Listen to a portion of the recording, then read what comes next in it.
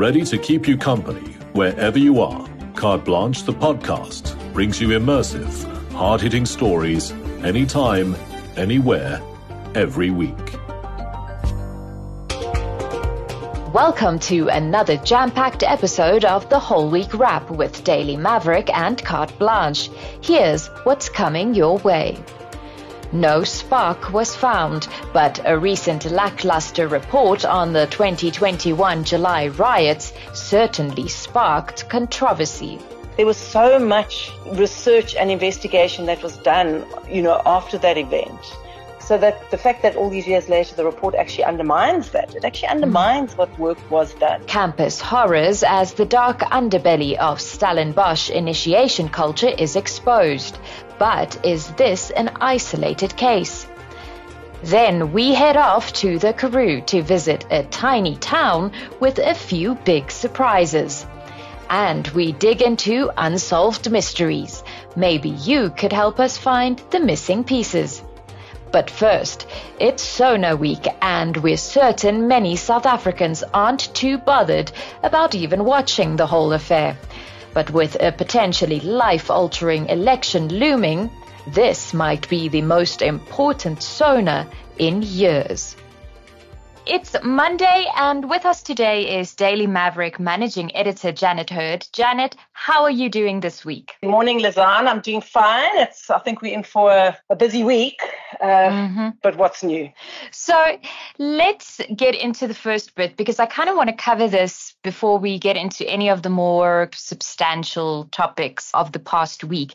As we all know, a lot of people have been making predictions, trying to kind of gauge what Cyril Ramaphosa might be saying during his address. But I want to focus less on what will be said and rather ask the following question. What does South Africa need to hear from President Cyril Ramaphosa during his State of the Nation address this year? Lizanne, I think we have this every year, and bearing in mind that this year is an election year, it becomes even more relevant in terms of asking the president to stick to what we need to hear and not what they want to tell us. But I think it's going to be even more amplified this year, being an election year. So I think what we need to hear is going to be even less than normal. What we need to hear, I think we've come to the stage where, how much more talking can be done to fix this country?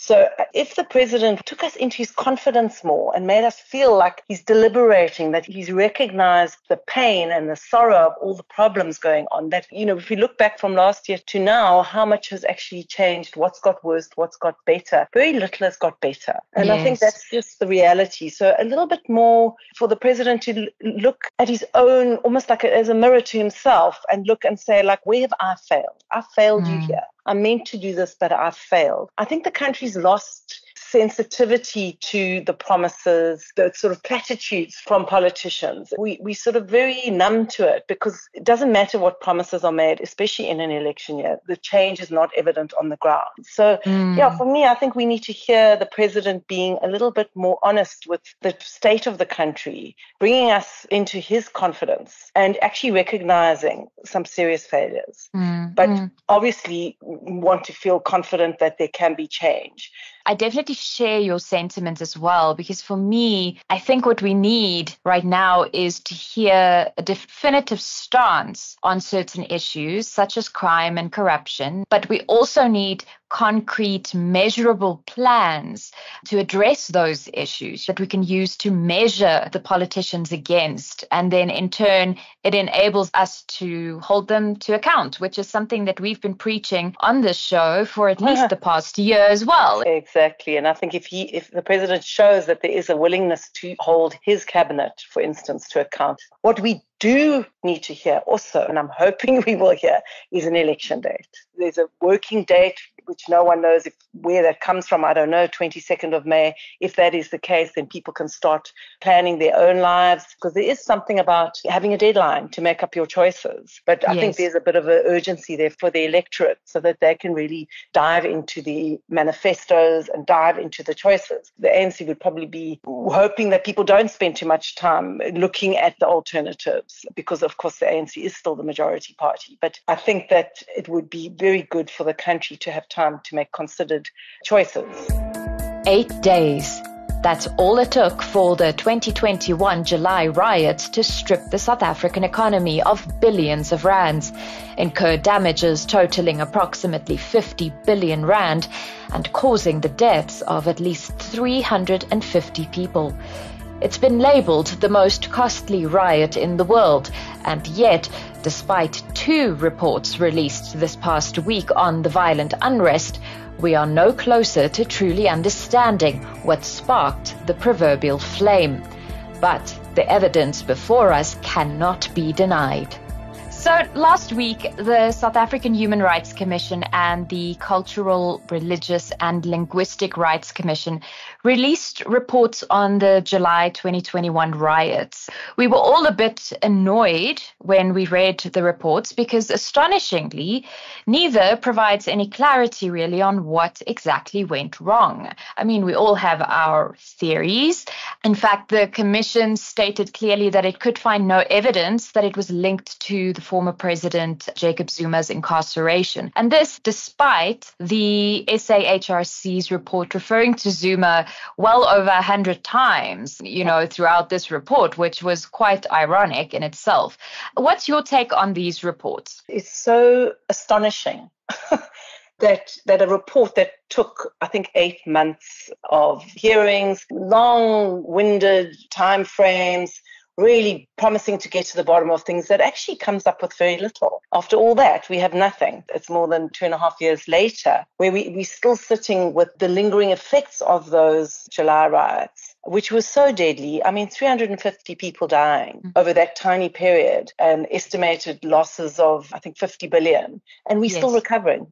We still, every time there's some sort of a serious issue in the country, we can't help wondering now, could something be triggered again? Because it was such a volatile period. And there is just no way that it cannot have some link in some way to the former President Zuma handing himself over at the last minute to avoid being arrested. It's not plausible. It's just an implausible report. There are obviously a lot of other factors, the poverty, and there could be other forces. No one's saying it's one thing in itself, but what was the climate of the country? What triggered that? Because the purpose of these reports was originally to try and identify the root cause of the July unrest, in part, obviously, to hold individuals to account, but more importantly, in my view, to help us implement strategies to ensure that this never happens again. So, I mean, how do you do that if you don't point to anything? It just feels to me like their investigation in a way was very superficial. I find it quite shocking that they didn't delve into the social media aspects of it. So there are just so many holes in this report that I want them to do it again and do it properly. Yes, Lizanne, it was so mealy-mouthed and wishy-washy, and yet there's so much evidence that was there to connect the dots. I mean, the media played a huge role. Civic organizations played a huge role. There was so much research and investigation that was done, after that event. So that the fact that all these years later, the report actually undermines that. It actually undermines what work was done at the time. Students wearing black hoods, male sexual assault, first years stripped naked and vicious beatings. These are just some of the activities that allegedly took place at Stellenbosch University's oldest men's residence, Wilgenhof. We look at News 24's recent investigation into a shadowy disciplinary committee calling itself Die Nachtligte, and reflect on Pierre de Vos's recent article on Daily Maverick about his own experience at the student res that's left many horrified. So we also need to reflect on the nightmarish Wilgenhof scandal. I think many of us knew that campus initiations could be rough, but I don't think many of us could have even imagined the levels of depravity and humiliation seen at Wilgenhof. I mean, it was so dark. Those photos were enough to give me the creeps.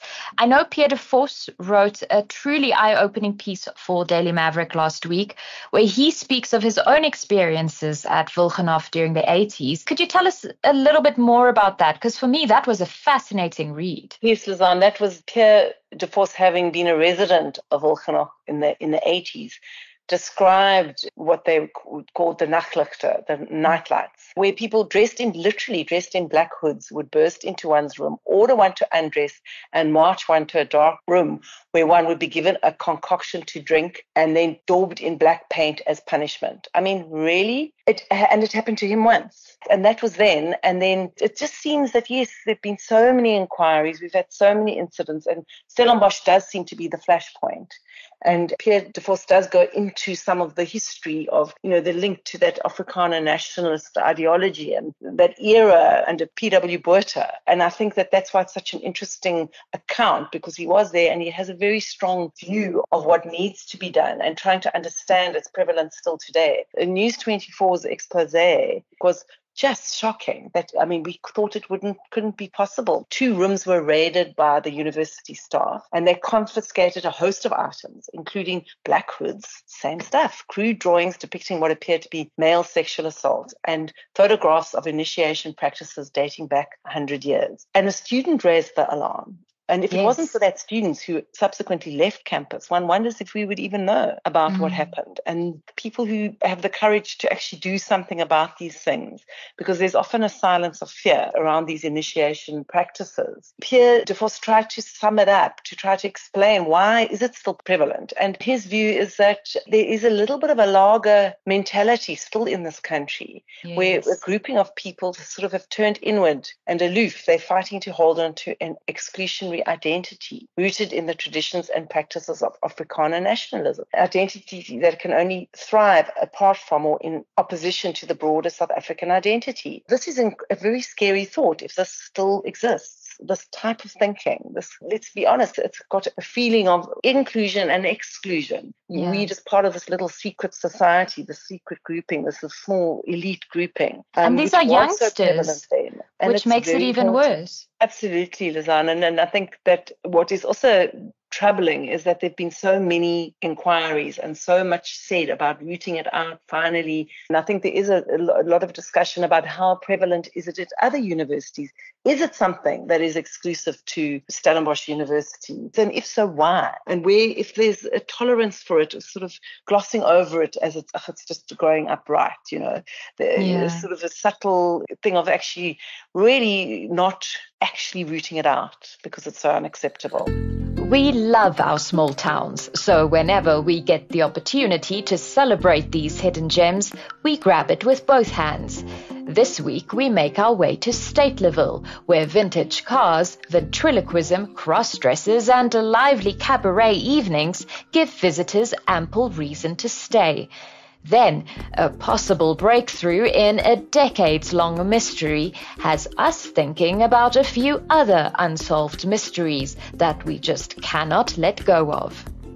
So onto our green shoots, and it's an interesting mix today. Let's start things off with a virtual road trip, so to speak, to Statelyville. We visited the town last year and we fell in love with it, especially the owners of the Karoo Theatrical Hotel, Jacques Robbie and Mark Hines. You can go check out that story. It's called Statelyville Follies. It's on our website and our YouTube channel. But there's so much more to this charming place in the middle of the Karoo. There's a car museum, colorful characters, so much life. It's just everything that I love about small towns, the dusty roads, the old buildings. And Daily Maverick also recently had a beautiful feature. What made you fall in love with Statelyville? These little small towns are just so fascinating. Each one, if you actually bother to go into these small towns and go to the museums and go to the surrounding areas and the little coffee shops and the little spaza shops, there's so much potential for tourism, so much potential for just encouraging South Africans to just go out of their own environment and actually go and explore a small town. So for me, that is what Statelyville represents. And the thing about Statelyville, as you pointed out, which the Carte Blanche did, the Statelyville Follies, the cross-dressers Freddie Ferrari and Dame Leila Lamborghini, yes. What is taken is more a different, like just the other elements of it, as you pointed out, and just the colorful nature of the characters in these towns. And this one woman who came and just started a spaza shop in the area, she just fell in love with the town and started a spaza shop, and it's become her town. There's music, there's art, and as in the article says, it's just lekker people. And I think we just need to recognize and celebrate the wonderful nature of this country, the diverse people in the country. And often they're just going about doing their thing and having a good time and, you know, living the best life that they can live despite all, and actually making changes, doing transformation, dealing with very tricky small town issues, and finding ways to just get that life that is often, let's be honest, often in the big cities, it kind of can suck you dry. So for me, that article and that beautiful story capturing such a feeling of creativity and wonder, it just ignites that feeling of wanting to travel, wanting to get on the road. So our last story is a bit left field, and it's all about mysteries. We all love a good mystery. I think historians and aviation geeks, such as myself, yes, I'm a huge aviation geek, sat up a bit last week when it was announced that an explorer may have very possibly found the plane of Amelia Earhart. Amelia and her navigator, of course, Fred Noonan, vanished in 1937 while attempting to circumnavigate the globe. But while we wait for confirmation on whether this is in fact the plane or not, it kind of made me think about so many other mysteries still out there. And there are entire communities and Netflix series dedicated to varying mysteries of all kinds. You know, for me, it's the deep ocean. I'm obsessed with it, considering we've only discovered like 9% of all sea life. I mean, if you think about it, 9%, that's like going into space when you go into the ocean. So it really makes me wonder about what else is down there, what other prehistoric life there is to discover, and what it can tell us about how the Earth was formed. But you have a far more personal one to share with us.